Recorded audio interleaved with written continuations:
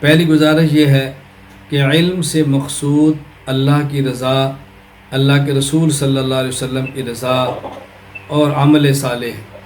اگر انسان کے پاس علم ہو اور عمل صالح نہ ہو تو یہ علم وبال ہے، علم ہو اور اس کے مطابق عمل ہو تو یہ علم نافع ہے۔ اللہ تعالی ہم سب کو علم نافع عطا فرمائے۔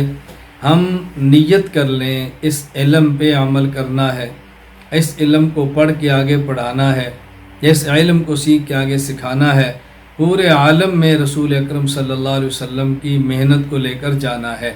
پورے عالم کی فکر کریں، اسباب اختیار کریں، محنت کریں۔ اللہ تعالیٰ کو جتنا منظور ہوگا اللہ سفر بھی کرائیں گے، اللہ کام بھی لیں گے، اللہ تعالیٰ بہت ترقیات عطا فرمائیں گے۔ تو علم سے مقصود عمل ہے، اور عمل سے مقصود اللہ کے رسول صلی اللہ علیہ وسلم کی رضا ہے۔ بس یہ ذہن بنا لیں کہ ہم نے اپنے علم پر عمل کرنا ہے۔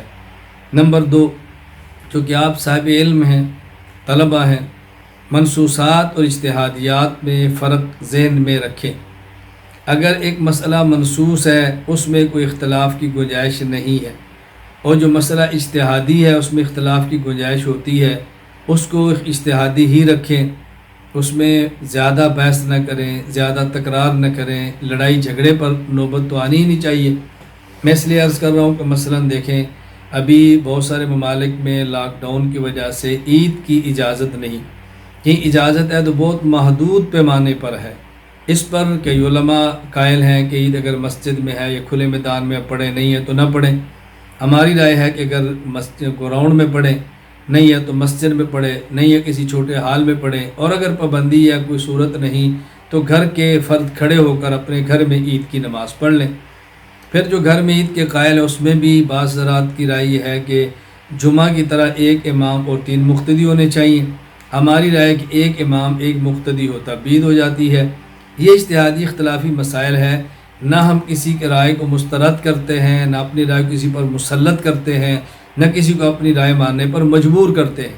میں آپ سے بھی گزارش کروں گا کہ اگر کسی کی رائے ہماری رائے سے الگ ہو، آپ رائے کا احترام کریں اور عمل اس پہ کریں جس پر آپ کا قلبی اطمینان ہے۔ یہ ذہن نشین فرما لیں، کیونکہ مسائل آئیں گے۔ ابھی قربانی کے نصاب کا مسئلہ بنا ہے کہ جس کے پاس سونا ہے تو بنیاد سونا ہے، صرف چاندی ہے تو بنیاد چاندی ہے۔ اگر سونا اور چاندی مکمل نصاب کو نہیں پہنچتا، کچھ ہے یا دیگر چیزیں نقدی کی صورت میں ہے تو بنیاد سونے کو بنائیں یا چاندی کو۔ عام طور پر یہی رائے ہے کہ چاندی کو۔ ہم نے بعض دلائل کی بنیاد پہ گزارش کی ہے کہ سونے کو بنیاد بنایا جائے قربانی کے مسئلے پر، اور نصاب زکوٰۃ کا چاندی کی بنیاد پہ بنایا جائے۔ اس کے فوائد کیا ہیں وہ ہم نے تحلیل بھی کر دی ہیں، بیان بھی کر دی ہیں۔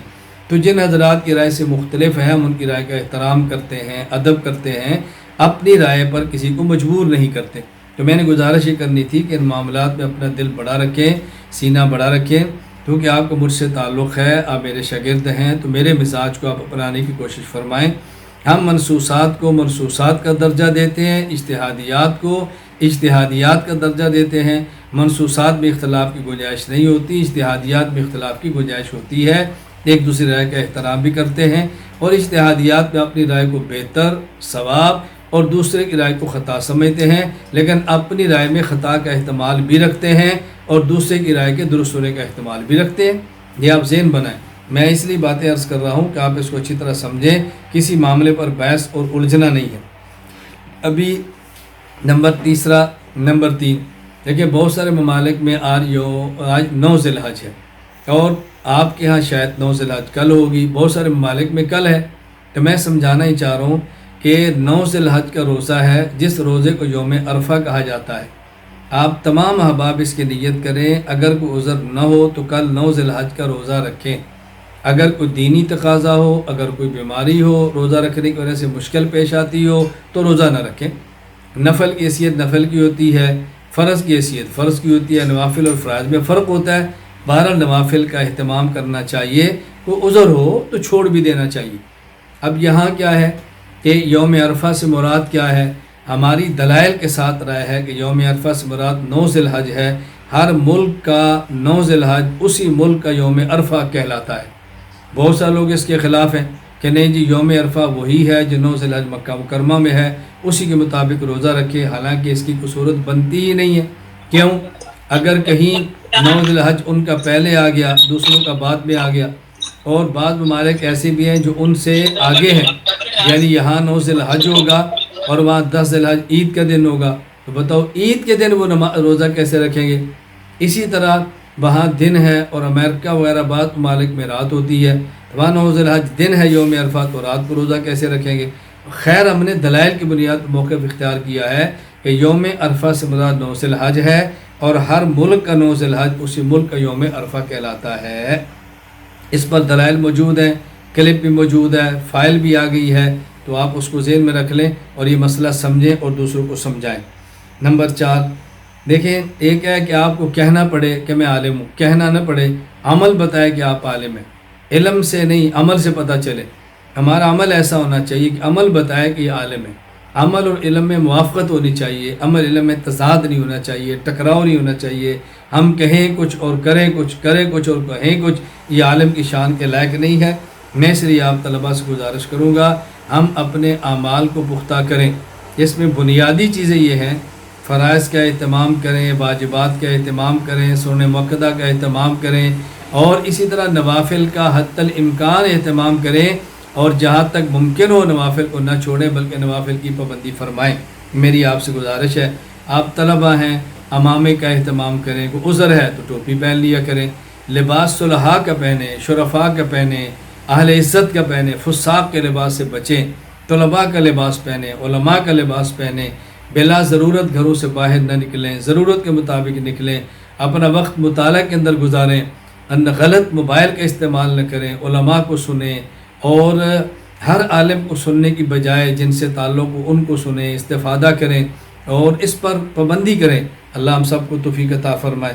میری 5ویں اور آپ سے آخری گزارش یہ ہے، والدین کی خدمت پر بہت زیادہ توجہ دیں، والدین کی خدمت پر بہت زیادہ توجہ دیں، والدین کی خدمت پر بہت زیادہ توجہ دیں، والدین کے دستے بازو بنیں، والد کے پاؤں دبائیں، والد کے پاؤں دبائیں، والد کے سر پہ تیل لگائیں، امی جان کی خدمت کریں، گھر کے کاموں میں اپنی والدہ کا ساتھ دیں، اپنے والد کا ساتھ دیں، اس کو عیب نہ سمجھیں، اس کو کمزوری نہ سمجھیں، اس کو فخر سمجھیں، اپنی عزت سمجھیں۔ والدین بہت بڑی اللہ کی نعمت ہے۔ گھر میں اپنے بھائیوں کو وقت دیں، اپنی بہنوں کو وقت دیں، غلط دوستوں سے بچیں، یوں اپنے ماحول کا خیال کریں۔ اپنی مسجد کا امام ہے ان کی عزت کریں، اپنے مسجد کے امام کی عزت کریں، اپنے مسجد کے امام کو اگر توفیق ہو تو ہدیہ دیں، اگر توفیق ہو تو اپنے گھر بلا کے خدمت کریں۔ مشکل حالات میں دین کا کام ہمارے مساجد کے ائمہ کر رہے ہیں، حوصلہ افزائی کریں، ساتھ دیں۔ اگر ان کے علاقے میں کوئی مخالفت ہو تو اپنے عالم کا دست و بازو بنے، ہم نہیں بنے تو کون بنے گا؟ یہ چیزیں میں نے عرض کی ہیں، 5 گزارشات میں نے پیش کیے، زیادہ نہیں ہے۔ نمبر 1، علم سے مقصود عمل ہے، اعمال کا خیال فرمائیں۔ نمبر 2، منصوصات کو منصوصات، اجتہادیات کو اجتہادیات کا درجہ دیں۔ نمبر 3، 9 ذی الحج کے روزے کا اہتمام کریں، ہر ملک کا 9 ذی الحج اس ملک کا یوم عرفہ ہوتا ہے۔ نمبر 4، ہمارے عمل اور کردار سے پتہ چلے کہ یہ طلباء ہیں، یہ علماء ہیں، یہ دین پڑھنے والے ہیں۔ نمبر 5، والدین کی خدمت کریں، بھائی بہنوں کے ساتھ گزاریں، علاقے کے عالم کی خدمت کریں، علماء کے ساتھ شفقت، محبت، پیار، عقیدت کا تعلق رکھیں۔ اللہ تعالیٰ مجھے اور آپ سب کو شریعت کے مطابق عمل کرنے کی توفیق عطا فرمائے۔